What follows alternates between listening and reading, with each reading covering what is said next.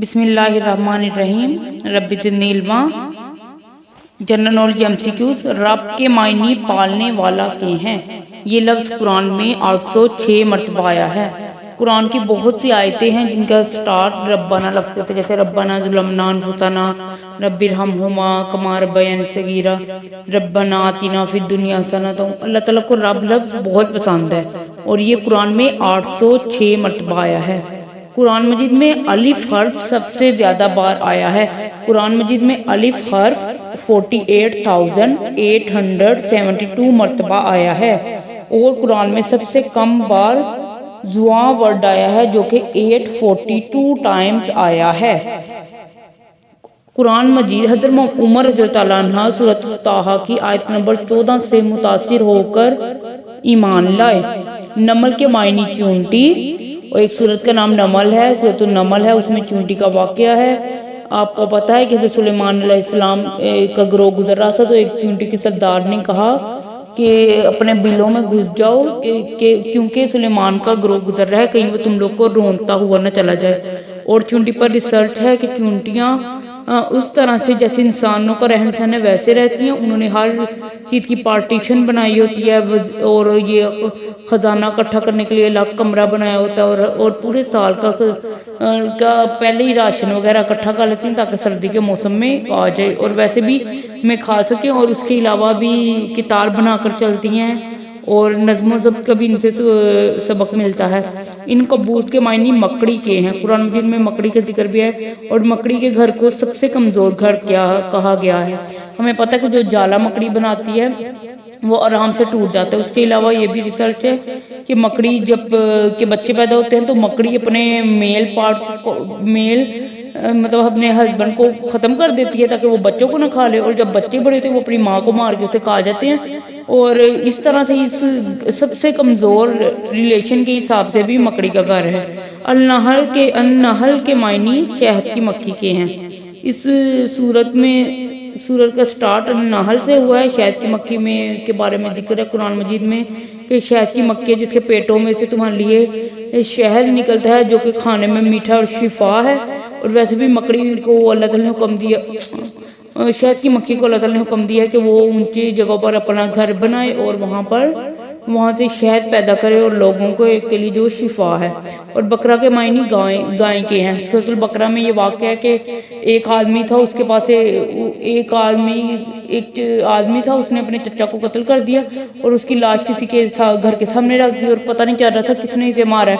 بعد میں جب انہوں نے گائے کو ذبح کر کے اس کا ٹکڑا لگایا تو اس نے بول کے بتایا کہ مجھے میرے بھتیجے نے قتل کیا کیونکہ وہ میری جائیداد پہ اس کی نظر تھی۔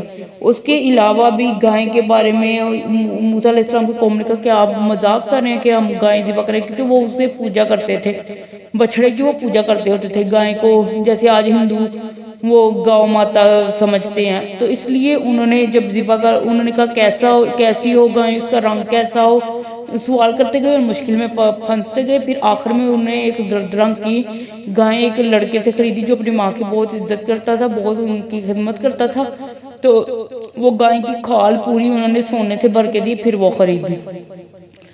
انعام کے معنی چوپائے کے ہیں۔ سورۃ الانعام میں چوپائے میں چوپاؤں کا ذکر ہے۔ چار پاؤں والے جانوروں کو چوپائے گئے تھے جیسے گائے، بکری وغیرہ، مینڈا وغیرہ۔ اور سورۃ الرعد کے معنی بادل کی گرج کے ہیں۔ مسجد قباء کا دوسرا نام مسجد تقویٰ ہے۔ بیت الرضوان 8 ہجری کو ہوئی۔ یہ بیت الرضوان وہ ہے کہ حضرت عثمان رضی اللہ تعالیٰ عنہ جب گئے تو انہوں نے مکہ والوں کے پاس کہ ہم بس عمرہ کرنے کے لیے آئے ہیں، اگر ہم لڑائی کے لیے آتے تو ہم بچوں بھی اپنی عورتوں کو اور بچوں کو نہ لے کر آتے۔ تو افواہ پھیل گئی کہ انہوں نے حضرت عثمان غنی رضی اللہ تعالیٰ عنہ کو شہید کر دیا، لیکن یہ افواہ تھی۔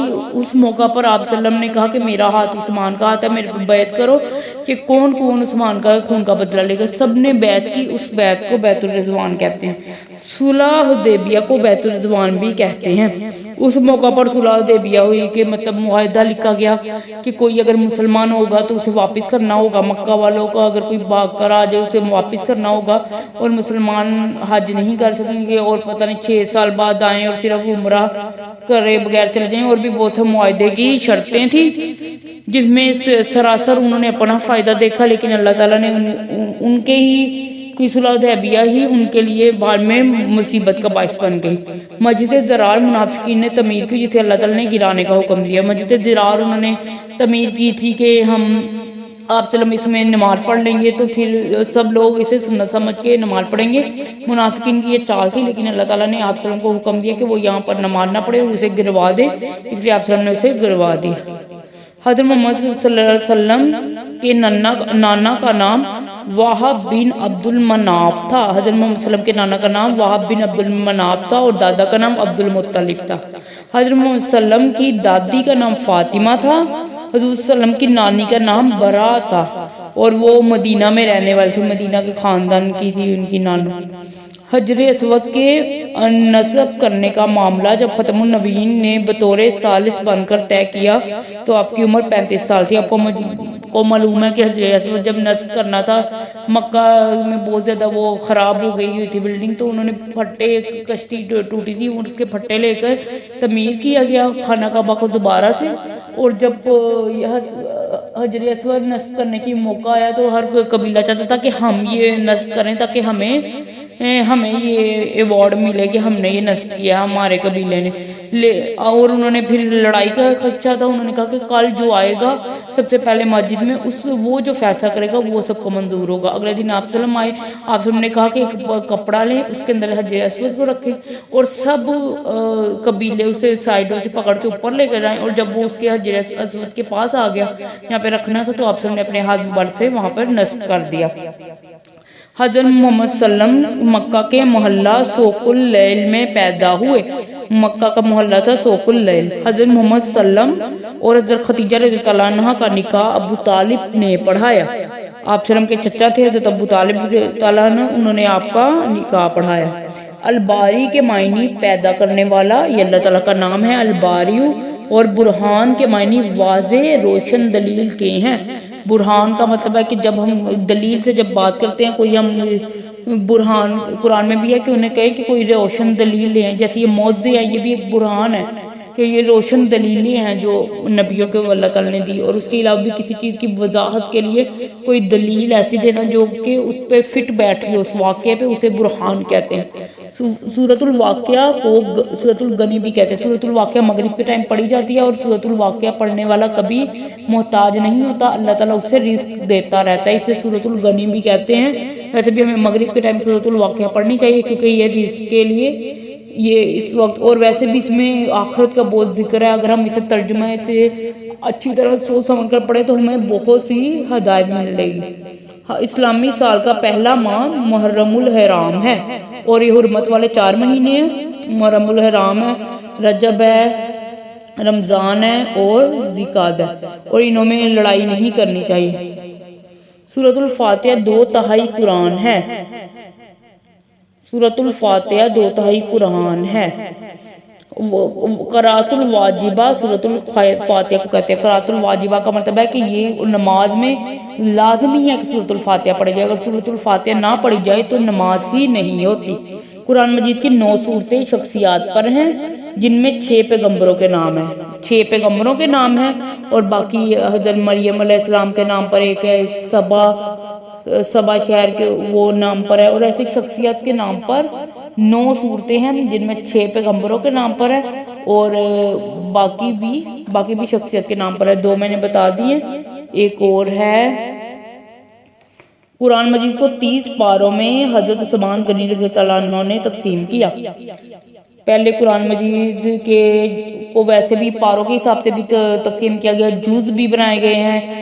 قرآن مجید کے 30 جز ہیں اور اس کے علاوہ 7 منزلیں ہیں۔ مکی صورتوں کے اہم موضوع توحید، رسالت اور آخرت کے مضامین ہیں اور ان صورتوں میں دعوت اسلام کی تلقین کی گئی ہے۔ مکی صورتوں میں کیونکہ زیادہ تر لوگوں کو کافر تھے، انہیں اسلام کی طرف لانے، انہیں نماز، روزہ، حج، زکوٰۃ وغیرہ کے بارے میں بتانے کی بہت ضرورت تھی، اس لیے یہ وہ صورتیں زیادہ تر ایسے موضوعوں پر ہیں۔ لیکن جو مدنی صورتیں ہیں وہاں پہ اسلام کیونکہ سب مسلمان ہو چکے تھے، مدینہ میں سب مسلمان تھے، ان کے جو معاشی حالات وغیرہ، سیاست اور ان سب کے لیے جو بھی ضروریات تھی وہ والی صورتیں مدینہ میں نازل ہوئیں۔ قرآن مجید کی پہلی منزل میں 4 صورتیں ہیں، پہلی منزل میں 4 صورتیں ہیں، اور پہلی سورۃ فاتحہ، سورۃ بقرہ، سورۃ آل عمران اور سورۃ النساء۔ قرآن مجید میں حروف مقطعات کی تعداد 29 ہے، حروف مقطعات کی تعداد 29 ہے۔ آپ کو پتہ ہے الف لام میم ہا میم عین صاد، یہ ساری ان صورتوں سے جو بھی صورتیں سٹارٹ ہوتی ہیں وہ بھی حروف مقطعات ہیں۔ حروف مقطعات کتنے ہیں قرآن مجید میں؟ 29۔ جنگ موتا میں حضرت زید بن حارثہ رضی اللہ عنہ کی شہادت کے بعد حضرت جعفر رضی اللہ عنہ اور حضرت جعفر تیار رضی اللہ عنہ کی شہادت کے بعد عبداللہ بن رواحہ رضی اللہ عنہ اور عبداللہ بن رواحہ رضی اللہ عنہ کی شہادت کے بعد حضرت خالد بن ولید رضی اللہ عنہ سپہ سالار بنے۔ یہ ہم نے یاد رکھنا ہے، جنگ موتا میں سب سے پہلے زید بن حارثہ بنے، پھر حضرت جعفر تیار، پھر عبداللہ بن رواحہ، پھر ان کے بعد خالد بن ولید۔ زید بن حارثہ، حضرت جعفر تیار، پھر حضرت عبداللہ بن رواحہ رضی اللہ عنہ، پھر خالد بن ولید رضی اللہ عنہ سپہ سالار بنے۔ قرآن مجید کو پہلی بار حضرت ابوبکر صدیق کے دور میں اکٹھا کر کے لکھا گیا۔ پہلے قرآن کچھ حفظ میں تھا، کچھ ایسے زیادہ تر حفظ ہی کیا گیا، اس کے علاوہ کوئی کاغذ کے ٹکڑوں پر، چمڑے پر، پتھروں پر لکھا گیا، پھر بعد میں اکٹھا کیا گیا حضرت ابوبکر صدیق کے دور میں، اور اس کے بعد اسے پاروں میں حضرت عثمان غنی نے تقسیم کیا، اور اس سے پہلے حضرت عمر رضی اللہ عنہ کے دور میں بھی ایک جگہ پر لکھ لیا گیا۔ قرآن مجید کے پہلے چمڑے والے نسخے کو کہتے ہیں پہلے چمڑے والے نسخوں کو۔ Thank you so much. Kindly subscribe this channel for more informative videos.